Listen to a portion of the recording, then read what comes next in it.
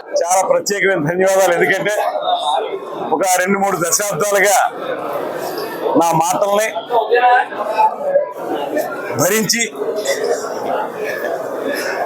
ఎక్కువ మాట్లాడినా కూడా లేదా తక్కువ మాట్లాడినా సమపాళ్లలో పత్రికల ద్వారా ప్రజలకు తెలియజేసి దుర్గేష్ బాగానే మాట్లాడుతున్నాడు అనిపించుకోవడానికి మీరందరూ ఎంతో దోహదం చేశారు. అందుకు మీ అందరికీ కూడా ధన్యవాదాలు. ప్రధానంగా ఈరోజు చాలా సంతోషంగా ఉంది. ఆంధ్రప్రదేశ్ రాష్ట్ర రాజకీయాల్లో ఒక సరికొత్త మార్పుకి శ్రీకారం చుడుతున్నటువంటి సందర్భంలో ఆ క్రతువులో నేను కూడా భాగస్వామ్యం కావటం నాకు ఆనందం కలిగించేటువంటి అంశం. ముఖ్యంగా మా అధ్యక్షులు పవన్ కళ్యాణ్ గారు నా మీద పెట్టినటువంటి ప్రత్యేకమైనటువంటి బాధ్యత, నా మీద చూపించినటువంటి అభిమానం, అదేవిధంగా దానికి మద్దతు పలికినటువంటి ఆంధ్రప్రదేశ్ రాష్ట్ర సరికొత్త ముఖ్యమంత్రి గారు శ్రీ నారా చంద్రబాబు నాయుడు గారు, వారిద్దరికీ కూడా ప్రత్యేకమైనటువంటి ధన్యవాదాలు తెలియజేస్తా ఉన్నాను. ఒక 5 సంవత్సరాల కాలం ఈ రాష్ట్రంలో అభివృద్ధి అనేది కుంటుపడిపోయి కేవలం బటన్ నొక్కడం వరకు మాత్రమే పరిమితమై రాష్ట్రంలో అభివృద్ధి అనేటువంటిది ఏ కోసానా కనపడినటువంటి సందర్భంలో ఇవాళ ప్రజలందరూ కూడా 1000 ఆశలతోటి మా వైపు చూస్తూ ఉన్నారు. మొన్న జరిగిన ఎన్నికల్లో కూడా అంత అద్భుతమైనటువంటి మెజారిటీ రావటానికి మాకు 164 సీట్లు మాకు మ్యాండేట్ ఇవ్వడానికి ప్రధానమైన కారణం వైఎస్ఆర్ కాంగ్రెస్ పార్టీ విధి విధానాల మీద విసిగి వేసారిపోవడంతో పాటు జగన్మోహన్ రెడ్డి గారు లగాయతూ కింది స్థాయి కార్యకర్త వరకు కూడా అప్పటి ప్రతిపక్ష నాయకుల్ని వ్యక్తిగత దోషులు చేసినటువంటి సందర్భాన్ని ప్రజలందరూ కూడా యావగించుకున్నారు. అది ప్రభుత్వ కార్యక్రమం అయినా, భారీ స్థాయిలో పెట్టినటువంటి సమావేశం అయినా అక్కడ ప్రభుత్వం తాలూకు విధి విధానాలు చెప్పడం మానేసి చంద్రబాబు నాయుడు గారిని, పవన్ కళ్యాణ్ గారిని అయితే ఆయన వ్యక్తిగత జీవితం మీద పదే ఆరోపణలు చేసి, దిగజారిపోయినటువంటి ఆరోపణలు చేసి ఈ రాష్ట్రంలో వారు చూపించినటువంటి దౌర్భాగ్యపు విధానం ప్రజలందరిలోనూ కూడా చాలా అసహ్యాన్ని కలిగించింది. అందుకే వాళ్ళు నేను అనుకుంటూ ఉన్నాను, సరే ప్రభుత్వ పనితీరు అవన్నీ ఒక ఎత్తు అయితే వారి యొక్క వ్యక్తిగత దోషణలే ప్రజలు ఇష్టపడలేదు. ఈ రకమైన రాజకీయాలు కాదు మాకు కావాల్సింది. ఒక సహేతుకమైనటువంటి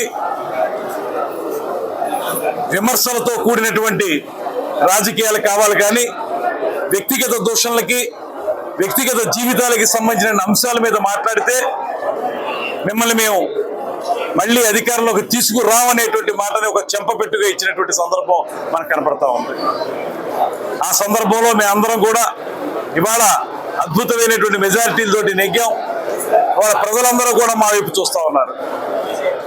ఏదైతే మేము ఎన్నికల్లో హామీలు ఇచ్చామో, ముఖ్యమంత్రి గారు ఎన్నికల సమావేశాల్లో ఇచ్చినటువంటి హామీల్లో ప్రధానమైంది 3000 ఉన్నటువంటి పెన్షన్ని 4000కి పెంచడం. గతంలో కూడా వైఎస్ జగన్మోహన్ రెడ్డి గారు 2000 ఉన్న పెన్షన్ 3000 చేస్తా అన్నాడు. ఆయనకి 3000 చేయడానికి 5 సంవత్సరాలు పట్టింది. మాకు ఇవాళ ఎప్పుడైతే ఆయన ముఖ్యమంత్రిగా పదవి స్వీకారం చేసి సెక్రటేరియట్లో ఛార్జ్ తీసుకున్నారో ఆ మొట్టమొదటి రోజునే 3000ని 4000 చేసినటువంటి ఫైల్ మీద సంతకం పెట్టిన సందర్భం మీకు మనం చేస్తా ఉన్నాను.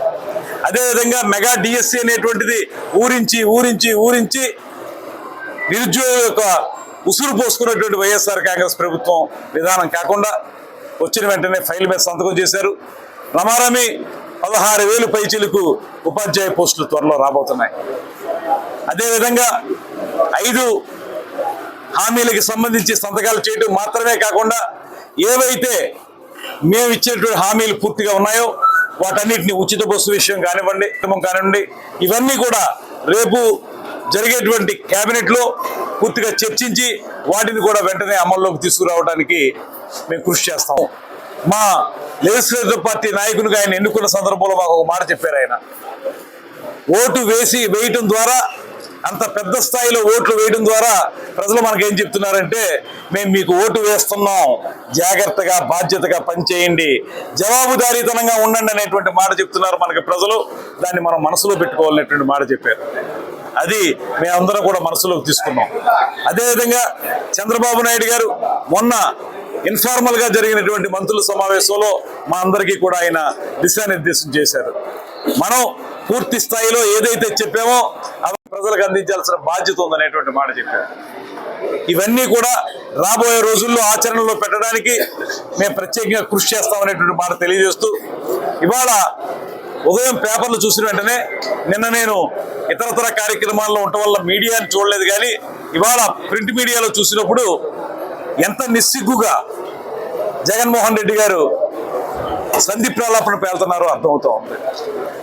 ఆయన నెగ్గినప్పుడు ఈవీఎంలు అద్భుతం, ఆయన ఓడిపోతే ఈవీఎంలు తప్పు అనేటువంటి మాట.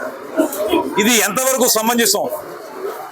చాలా కాలంగా రాజకీయాల్లో ఉండి ఒక 5 సంవత్సరాల పాటు ఒక బ్రూటల్ మెజారిటీ తోటి 151 సీట్లతోటి అధికారంలోకి వచ్చి ఒక ముఖ్యమంత్రిగా 5 సంవత్సరాలు పనిచేసి ఇవాళ కొత్తగా ఈవీఎంల మీద అనుమానాన్ని వెలిబుచ్చడం అంటే అది పూర్తిగా ప్రజాస్వామ్యం పట్ల ఆయనకి ఏ రకమైన నమ్మకం లేదని మరొకసారి రుజువైంది. ఇప్పటికే చాలా సందర్భాల్లో రుజువైంది. ఆయన ప్రతిపక్ష నాయకులు గొంతు నొక్కేయటం, 144 సెక్షన్ లేని రోజు లేకుండా చేయటం, పోలీస్ సెక్షన్ 30 లేకుండా చేయటం, లేకుండా ఉండే రోజు లేకుండా ఉండటం,